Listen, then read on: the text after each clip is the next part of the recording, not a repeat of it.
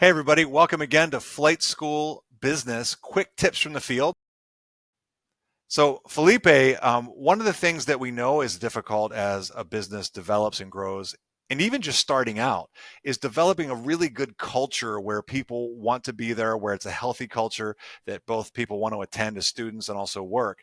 What are your tips for building that great culture?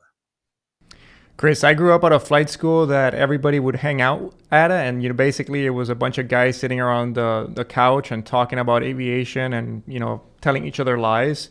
And it was a great culture. I think the flight school itself was okay, but it wasn't like stellar. But they had really good culture, and everybody gathered, and it was like a magnet because everybody wanted to be part of this team and be part of this experience.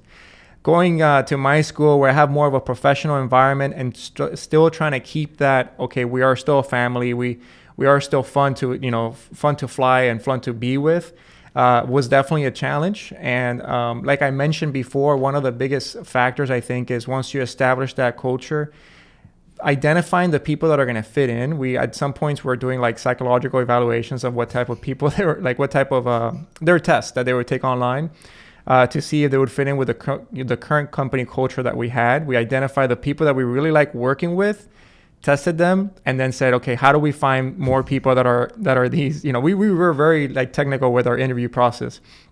But what we found is when we had these kind of people, we really had a good time, and the instructors were more self-sufficient. The students had a good time. They were coming in, they were making jokes, having fun, and keep coming back. So it's a really big, it's a very important thing to look for. But unfortunately, like nobody really tells you, yeah, company culture is very important at the beginning when you're opening a flight school.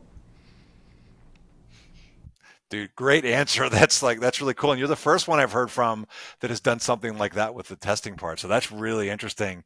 And I know that's something that we work on in the You Can Fly teams as well, is like, how do you find that? And it's hard. Yeah. It's so that's really interesting to hear you talk about the testing part.